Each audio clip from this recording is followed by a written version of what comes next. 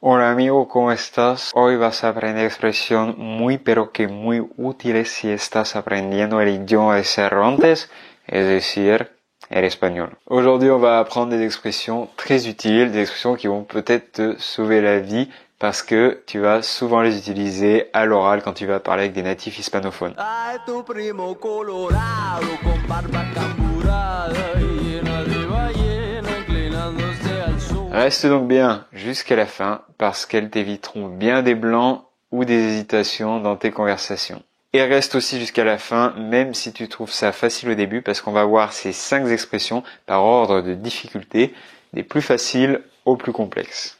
Primera expresión muy útil, puedes repetir, por favor. La base quand on apprend une langue, c'est souvent de demander de répéter parce qu'on va pas comprendre du premier coup pendant nos premières conversations. Donc, en espagnol, pour le dire de façon claire et polie, tu peux dire puedes repetir, por favor. Est-ce que vous pouvez répéter, s'il vous plaît? Si tu tutoies la personne, si c'est une personne qui est relativement proche, tu pourras dire aussi puedes repetir, por favor. Donc, c'est une phrase à utiliser sans modération, particulièrement si vous allez en Andalousie. Ceux qui y sont allés comprendront de quoi je parle. Es que ahí hablan rapidísimo. Eso de que los andaluces estamos todo el día de cachondeo, que estamos todo el día con la siesta, eso es una columna. Para, Rafa, repite que te has equivocado. ¿Cómo? ¿Que repita todo esto otra vez? Mira, yo llevo aquí 10 minutos de pie y aquí nadie ha sido de sacarme ni una aceituna, ni unos choricitos, ni unos piquitos, ni nada, hombre. Et tu peux agrémenter cette expression puedes repetir, por favor, d'une explication pourquoi tu demandes de répéter. Puedes repetir, por favor, no he entendido bien ou no he entendido. Donc, est-ce que vous pouvez répéter? Je n'ai pas compris. ¿Puede repetir lo que me ha dicho sobre las cosas? Simple, efficace, très utile. On va maintenant monter en difficulté, bien sûr. La segunda expresión es, ¿puede hablar más despacio, por favor? Est-ce que vous pouvez parler? Est-ce que tu peux parler? Puedes parler plus doucement, plus lentement. Sí, porque despacio es el contrario de rápido. Entonces es hablar más lento. Quand on débute en espagnol, quoi de pire que d'entendre son interlocuteur parler à 300 km/h espagnol et tout ce qui était un discours bien intelligible devient alors un charabia non articulé pour nous.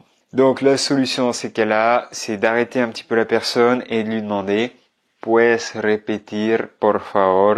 Est-ce que tu peux répéter s'il te plaît? Parce que j'ai pas compris, voilà. Est-ce que tu peux répéter? Ou alors tu peux dire aussi puede hablar más despacio, por favor. Est-ce que vous pouvez parler plus lentement, plus doucement, s'il vous plaît? Ou alors dire hable más despacio, por favor. Parlez un petit peu plus doucement, s'il vous plaît. Despacito. Vale, ahora pasemos a la tercera expresión que es aprendo por mi cuenta. Aprender por su cuenta significa aprender en casa, aprender sin profesor, aprender solo.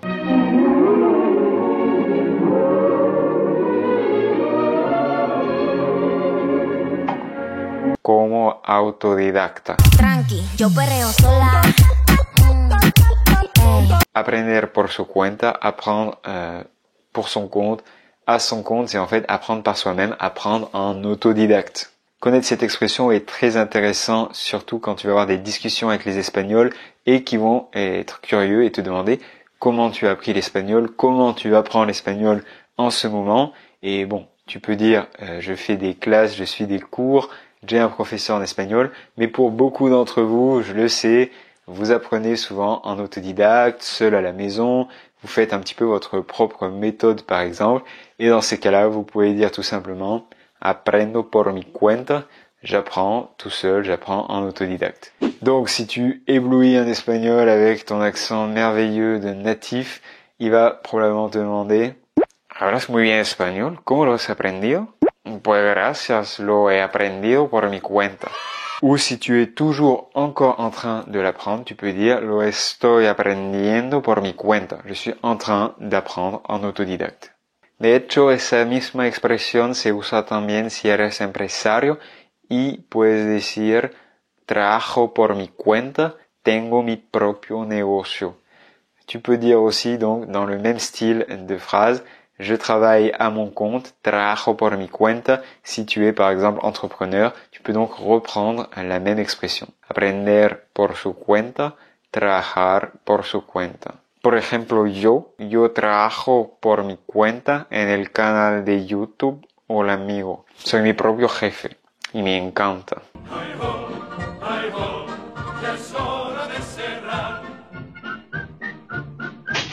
On passe à la quatrième expression très utile, l'expression numéro 4. Tal vez ya lo sabes, pero para mí, la clave para aprender español es encontrar a una persona nativa para hacer un intercambio lingüístico. Pour moi, la clé pour parler espagnol avec fluidité, c'est avant tout de réussir à trouver un partenaire de langue, un correspondant, espagnol bien sûr. Donc si tu cherches quelqu'un avec qui pratiquer ou si tu veux parler de ton tandem, ton correspondant de langue, n'utilise surtout pas les deux mots suivants, un corresponsal o un correspondiente, parce que ça n'a rien à voir, ça ne s'utilise pas comme en français quand on dit un correspondant, comme à l'école quand on envoyait des lettres au collège ou au lycée à ton correspondant allemand, espagnol, je ne sais quoi. Un corresponsal, un correspondiente, c'est plutôt un correspondant dans le sens un journaliste qui te partage les informations qu'il a sur le terrain. Donc tout de suite nous retrouvons notre correspondant en Amérique latine. C'est un exemple. Vamos con nuestro corresponsal desde Sudáfrica. Así es, Ricardo Jorge, me encuentro aquí con un grupo de músicos nativos. Donc, tu ne peux pas l'utiliser.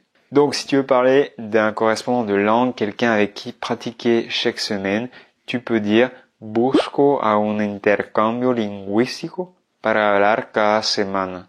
O busco a un nativo para hacer un intercambio lingüístico. Donc, tu peux dire, je cherche quelqu'un pour faire un échange linguistique, pour pratiquer. Y por cierto, para mejorar tu nivel de español, te recomiendo buscar a alguien para practicar. Faire un échange linguistique, c'est la clé pour parler avec fluidité. Pasemos ahora a la quinta expresión, que es estar un poco oxidado.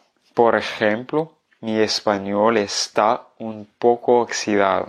Si llevas mucho tiempo sin practicar y que tienes dificultades para hablar español, puedes decirle esto a tu interlocutor. Disculpe si no hablo muy bien, es que mi español está un poco oxidado. No practico mucho. Oxidado, ça veut dire rouillé. Et ce qui est intéressant, c'est que comme en français, on peut l'utiliser dans le sens je suis un peu rouillé, ça fait longtemps que j'ai pas pratiqué ou j'ai un petit peu oublié. Je suis un peu rouillé, ça fait longtemps que j'ai pas fait quelque chose et du coup, je le fais pas naturellement. C'est donc la dernière expression que je voulais te partager, estar oxidado, estar un poco oxidado, et que tu peux utiliser dans une conversation si t'as du mal un petit peu avec ton espagnol ou que je sais pas, tu fais du vélo, de la guitare, mais ça fait longtemps que t'en as pas fait. Cette expression est assez amusante, c'est vraiment cool de pouvoir l'utiliser, c'est vraiment une expression assez fréquente, assez utile, et c'est la dernière que je voulais te partager. Y espera amigo, ahora tengo un pequeño ejercicio práctico para ti. Espero que no estés muy oxidado para poder hacerlo. Juste avant de partir et de terminer cette vidéo, on va voir si tu as bien assimilé toutes les expressions qu'on a vues aujourd'hui. Et pour cela, je vais te proposer une petite phrase que je vais te donner en français qui va contenir quelques expressions qu'on a vues aujourd'hui. Et toi, tu vas essayer de la traduire en espagnol dans les commentaires de cette vidéo. Tu trouveras la correction dans la description. Alors, écoute bien, n'hésite pas à mettre en pause pour pouvoir traduire la phrase que je vais te donner en français. Donc la phrase est la suivante.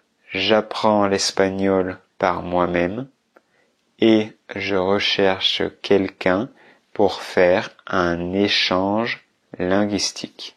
Voilà, n'hésite pas à mettre en pause et j'espère que tu as bien marqué la traduction de cette phrase en espagnol dans les commentaires. Tu trouveras la correction dans la description. Y bueno, espero que vayas a seguir aprendiendo español por tu cuenta, amigo, o con un profe, ¿por qué no? Et si ce n'est pas encore fait, je t'invite à suivre ta formation gratuite, l'espagnol tranquille à la maison, qui est une formation sur 5 jours, offerte, où en fait, je vais t'expliquer toutes les étapes que j'ai suivies et la stratégie, tous les outils que j'ai employés pour pouvoir atteindre le niveau C1 puis C2 diplômé de l'Institut Cervantes, donc tout simplement pour réussir à parler couramment espagnol. Pour suivre cette petite formation, le lien est dans la description, tu auras juste à entrer ton prénom et ton email et tu recevras tout dans ta boîte. Y bueno, es hora de despedirme, amigo. Hasta luego y pura vida.